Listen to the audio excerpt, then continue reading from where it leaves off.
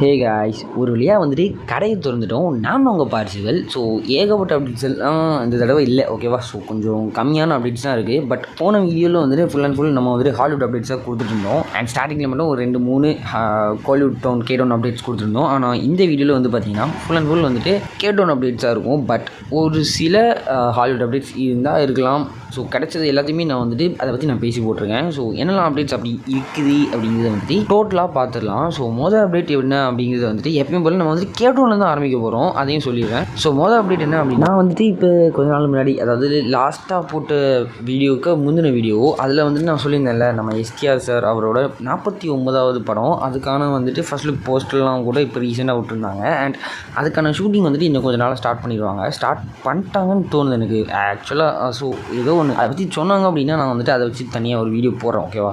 So என்ன அப்படின்னா இப்போ வந்துட்டு அந்த படத்துக்கு புதுசாக ஒரு கேஸ்ட் ஆட் இருக்காங்க, ஒரு புது மெம்பர். யார் அப்படின்னா நம்ம சந்தானம் சார் வந்துட்டு ஒரு பெரிய அதாவது எப்படி சொல்ல, அவர் ரொம்ப நாளாக வந்துட்டு அவருக்காக ஒரு மெயின் ஸ்க்ரீனில் அவர் வந்துட்டு ஹீரோவாக நடிச்சிட்டு இருந்தார். ஆனால் என்ன இருந்தாலுமே வந்துட்டு எவ்வளோ பெரிய ஹீரோவாக இருந்தாலுமே அவங்க வந்துட்டு ஒரு இதுக்கு முன்னாடி சந்தானம் வந்துட்டு ஒரு காமெடி போர்ஷன்ஸில் வந்துட்டு பக்காவாக நடிச்சிட்டு இருந்தார்.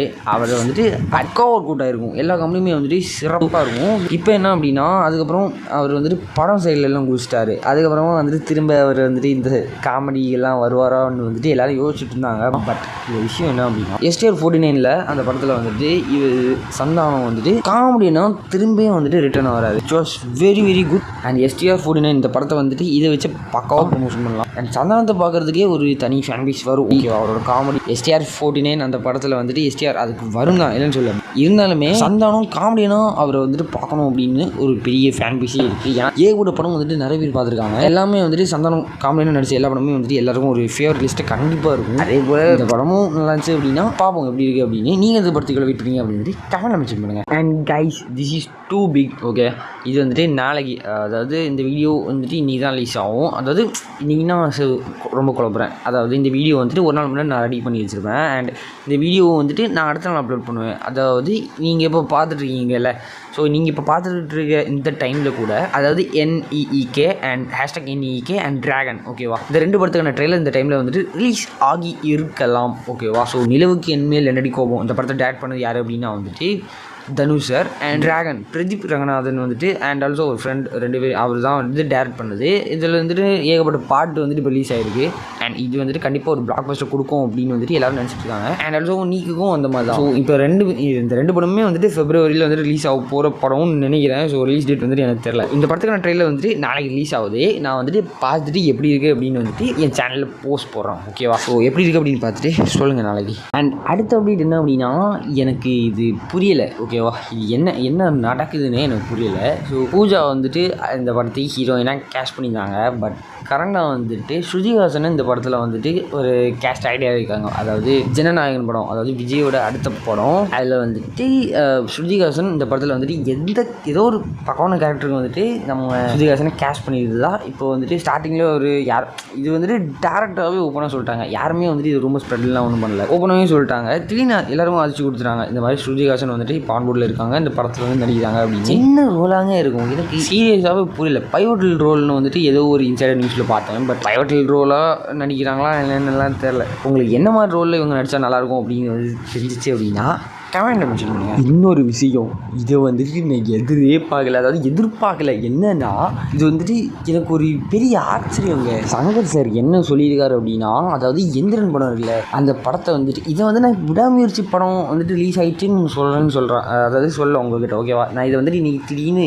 சோஷியல் மீடியாவில் வந்துட்டு சும்மா உள்ள போய் அப்படி ஒரு ரவுண்ட் அடிக்கும்போது பார்த்தேன். இது எனக்கு அப்படி ஆச்சரியமாயிடுச்சு. நான் இது என்னங்க சொல்கிறீங்க அப்படின்றது. என்னென்னா இந்திரன் படத்தை வந்துட்டு நம்ம சங்கர் சார் வந்துட்டு ரஜினிகாந்த் அவருக்காகவே பார்த்தெல்லாம் ஒன்றும் பண்ணல, ஓகேவா? அவர் வந்துட்டு இதை வந்துட்டு அதாவது அஜித் சாருக்காக தவம் இருந்து இந்த கதை, அதாவது அவரை மைண்டில் வச்சு தான் அந்த படத்தை எழுதியிருக்காரு அப்படின்னு வந்துட்டு இந்தி நான் கேள்விப்பட்டேன். பட் இட் வாஸ் ரியலுங்க. அஜித் சார் மைண்டில் வச்சு தான் இந்த எந்திரன் படத்தை ஃபுல் அண்ட் ஃபுல் எழுதியிருக்காரு. நீங்கள் யோசிச்சு பாருங்கள், எப்படி எனக்கு புரியல. அதாவது பில்லா அந்த படம் வந்துட்டு முடிஞ்ச உடனே நம்ம சங்கர் சார் வந்துட்டு நம்ம அஜித் சார்கிட்ட இந்த படத்தை நரேட் பண்ணியிருக்காரு. ஆனால் அந்த ஒரு சில விஷயங்கள்னால அந்த கடைசியில் வந்துட்டு அதை வந்துட்டு ட்ராப் பண்ணியிருக்காங்க. பட் மறுபடியும் இது வந்துட்டு ரைஸ் ஆகி நம்ம ரஜினிகாந்த் சார் கூட சேர்ந்து இந்த படத்தை வந்து பண்ணியிருக்காங்க. Wow. And this is a first look guys. Sorry, அதாவது ஒரு கான்செப்ட் ஆர்ட்டாக நீங்கள் வேணும்னா வச்சுக்கோங்க. நான் ஃபர்ஸ்ட் லுக்குன்னு தெரியாமல் சொல்லிட்டேன், சாரி. கான்செப்ட் ஆர்ட்லேயே பாருங்கள், தலைமை கெத்தாக இருக்கான்ல. ஆக்சுவலாக அது வந்துட்டு இது நடந்திருந்தால் கூட செட்டாக தான் இருந்திருக்கும். அதாவது நல்லா இருக்குங்க, நல்லா இருக்கு. But we really miss that guys. தலைமை கெத்தாக இருக்காங்க. ஐயோ சங்கரி. பட் ரஜினி சாரும் அந்த கேரக்டர் வந்துட்டு கரெக்டாக தான் பண்ணியிருப்பார்.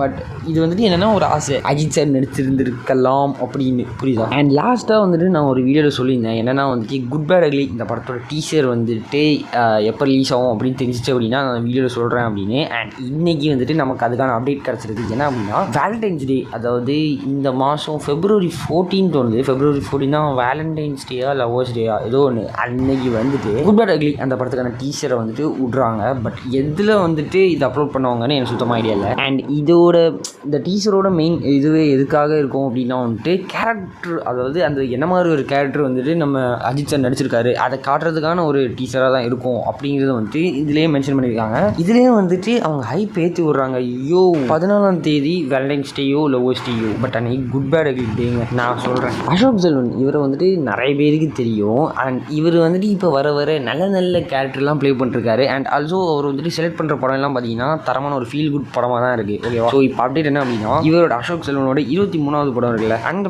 படத்தில் வந்துட்டு அதாவது டேரக்டர் யார் அண்ட் அதில் உள்ள கேஸ்டிங்ஸ் அண்ட் ஹீரோயின் யாரெல்லாம் அப்படின்னு வந்துட்டு இப்போ அவங்களே வந்துட்டு அஃபிஷியலாக சொல்லிட்டாங்க. என்ன அப்படின்னா டேரக்டர் யார் அப்படின்னா நீங்கள் வந்துட்டு அந்த போர் தொழில் படம் பார்த்துருக்கலாம்ல, அதில் கார்த்திக் ராமகிருஷ்ணன் அவர் தான் டேரக்டர். ஓகேவா? அவர் தான் வந்துட்டு போர் தொழில் படத்தை டேரக்ட் பண்ணியிருப்பார். ஸோ அவரே அதாவது திரும்ப வந்துட்டு டீம் ரீயூனியன் ஆகுதுங்க. ஸோ அவர் தான் வந்துட்டு அசோக் செல்வனை வச்சுட்டு இந்த படத்தில் அதாவது லீட் ரோலில் நடிக்கிறாங்க. ஓகே, ஸோ என்ன மாதிரி ஜானரில் எடுப்பாங்கன்னு நமக்கு ஐடியா இல்லை. அண்ட் இதில் இன்னொரு விஷயமும் இருக்குது, பிரீத்தி முகுந்தன் அவங்களும் வந்துட்டு இந்த படத்தில் இருக்காங்க. ஓகேவா? ஆசை கூட படத்தில் வந்துட்டு பார்த்துருப்பீங்களே. அண்ட் ஆசை கூடக்கு அப்புறமா வந்துட்டு அவங்க ஸ்டார் படத்தில் நடிச்சிட்டாங்க கவின் கூட. அண்ட் இப்போ வந்துட்டு அசோக் செல்வன் கூட ஒரு பேர் ஆகி நடிக்கிறாங்க. ஸோ என்ன மாதிரி படம் இருக்கும் அப்படிங்கிறது வந்துட்டு சத்தியமாக இல்லை. அண்ட் அவங்க வந்துட்டு இதுக்கு முன்னாடி ஒரு லவ் ஆக்ஷன் அண்ட் ஆல்சோ வந்துட்டு ஒரு ட்ராமா அந்த மாதிரி தான் நடிச்சிருந்தாங்க. பட் இதில் வந்துட்டு அவங்க அதாவது இப்போ ஒரு த்ரில்லர் கேட்டகரியில் ஏதாவது நடித்தாங்க அப்படின்னா கூட நல்லா தாங்க இருக்கும், பார்க்க கொஞ்சம் வித்தியாசமாக இருக்கும். ஆசை கூட ஓகே தான். யப்பா ராமகிருஷ்ணா பார்த்து பண்ணியா. And this is the last update and this will be rumour. Okay, இது வந்துட்டு ஒரு ரூமர் தான். பட் இது நடந்துச்சு அப்படின்னா சத்தியமாக சொல்கிறேன் தரமாக இருக்கும். என்ன விஷயம் அப்படின்னா அந்த டிரான்ஸ்ஃபார்மர்ஸோட கடைசி பார்ட்டு அந்த மாதிரி நீங்கள் வச்சுக்கோங்க. பட் இது வந்துட்டு எப்படி எடுத்துகிட்டு போங்க தெரியல. இந்த டிரான்ஸ்ஃபார்மர்ஸ் ரைஸ் ஆஃப் யூனிகார்ன் அப்படிங்கிற ஒரு கான்செப்ட். ஓகேவா?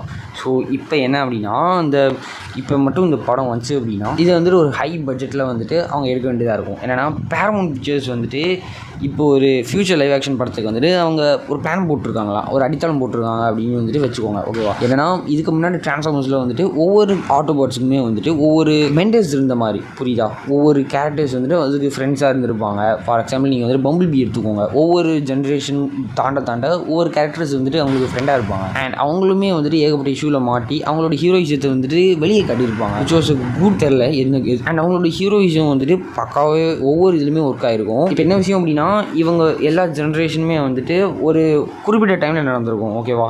பெருசாக செத்து அதுக்கு அடுத்த ஜென்ரேஷன் அந்த மாதிரி இல்லை, எல்லாமே வந்துட்டு ஒரு குறிப்பிட்ட டைமில் தான் இது எல்லாமே நடந்திருக்கு. இப்போ இது எல்லாத்தையுமே வந்துட்டு ஒன்று நிற்கிற மாதிரி ஆக்சுவலாக வந்துட்டு இந்த கான்செப்டை நான் இது கூட ஒப்பிட்டு சொல்லலாம் அப்படின்னா என் கேமோட நான் வந்துட்டு வேணா ஒப்பிட்டு சொல்லலாம். என் கேமில் கூட ஏதோ என்னதான் இருந்தாலுமே டைம் ட்ராவல் அது மல்டிவர்ஸ் கான்செப்ட், இது அது மல்டிவர்ஸ் கான்செப்ட் அதுக்கு அப்புறமா தான் வந்துச்சுல. ஸோ என் கேம் வந்துட்டு நீங்கள் இதுக்கு முன்னாடி உள்ள ஒரு கான்செப்ட் டைம் ட்ராவல் வேணும்னு வச்சுக்கோங்க. ஓகேவா? அது மூலமாக வந்து மொத்தமாக எல்லோரும் ஒன்று சேர்ந்து டானோஸோட கதையை முடிப்பாங்க. அண்ட் ஆல்சோ இது டிரான்ஸ்ஃபார்மர்ஸ் ரைஸ் ஆஃப் யூனிகார்ன் இந்த கான்செப்டை பற்றி பார்த்தீங்க அப்படின்னா இது வரைக்கும் வந்து மெண்டர்ஸ் அண்ட் மிந்தி வந்த ஒவ்வொரு புராணங்கள் அந்த மாதிரி இருக்கலாம். ஸோ எல்லாத்தையுமே வச்சு ஒரு பெரிய ஃபைட் வருது. அது எண்டு கேம் ஸ்டைலில் வந்துட்டு முடிச்சு வைக்கிற மாதிரி ஒரு கான்செப்ட் அவங்க ரெடி பண்ணிருக்காங்க. மறுபடியும் சொல்கிறேன், திஸ் இஸ் ரூமர். ஓகேவா? அண்ட் இது மாதிரி நினச்சி அப்படின்னா பக்காவாக இருக்கும் அப்படின்னு நான் சொல்கிறேன். அதை தான் இந்த ரூமர்லேயும் போட்டிருக்காங்க. என் கேமில் வந்துட்டு இருக்கிற வைப் வேறு எதுக்குமே வராது. ஆனால் டிரான்ஸ்ஃபார்மர்ஸில் வந்துட்டு அந்த வைப் அவங்க கொடுக்க ட்ரை பண்ணி ஓகே ஒர்க் அவுட் ஆச்சுன்னா கூட ப்ரோ சொல்கிறதுக்கு எதுவும் இல்லை. குட் கண்டென்ட்டுக்கு வந்துட்டு எப்போவுமே ஒரு நல்ல வரவேற்பு இருக்குது. ஸோ யூனிகார்ன் கண்டென்ட்டை வச்சு அவங்க வந்துட்டு ஏதாவது பெருசாக பண்ணணும்னு நினச்சாங்க அப்படின்னா Bumblebee and Optimus Prime இவங்க எல்லா கேரக்டர்ஸுமே வந்துட்டு பெரிய. அண்ட் ஆல்சோ இப்போ ரீசனாக வந்துட்டு ஆப்டிமஸ் பிரைம் அதாவது ட்ரான்ஸ்ஃபார்மர்ஸோட அதாவது மிந்தி ரைஸ் ஆஃப் ட்ரான்ஸ்ஃபார்மர்ஸ் மிந்தி வந்துட்டு என்ன நடந்துச்சு அப்படிங்கிற கான்செப்ட் வச்சு ஒரு அனிமேஷன் கான்செப்ட்டில் வந்து ஒன்று விட்டுருந்தாங்க. அது சத்தியமாக சொல்கிறேன் பக்காவாக இருந்துச்சு. ஆனால் ஏன் அதை வந்துட்டு அவங்க அனிமேஷன் ஸ்டைலில் விட்டாங்கன்னு எனக்கு இப்போ வரைக்கும் ஐடியா இல்லை. அது வந்துட்டு அவங்க நினச்சிருந்தாங்க அப்படின்னா அவங்க அது ஒரு லைவ் ஆக்ஷன் படமாக விட்டுருக்கலாம். பட் ரொம்பவே ஹை பட்ஜெட்டாக இருந்திருக்கும் அது எடுக்கிறதுக்கு. ஸோ என்னன்னு தெரில, என்ன பண்ணுறாங்கன்னு தெரில. நீங்கள் இதை பற்றி என்ன நினைக்கிறீங்க அப்படி வந்துட்டு கமெண்ட் மென்ஷன் பண்ணுங்கள். ஸோ அவ்வளோதாங்க, இணையான அப்டேட்ஸ் அவ்வளோதான். ஸோ கடையை மூடுறதுக்கான டைம் வந்தாச்சு. நான் உங்கள் பார்சிபிள். இனிமேல் ஏதாவது தரமான அப்டேட்ஸ் தக்கச்சிச்சு அப்படின்னா நம்ம சேனலில் போஸ்ட் போடுறேன். அது வரைக்கும் போயிட்டு வரேன். பாய்.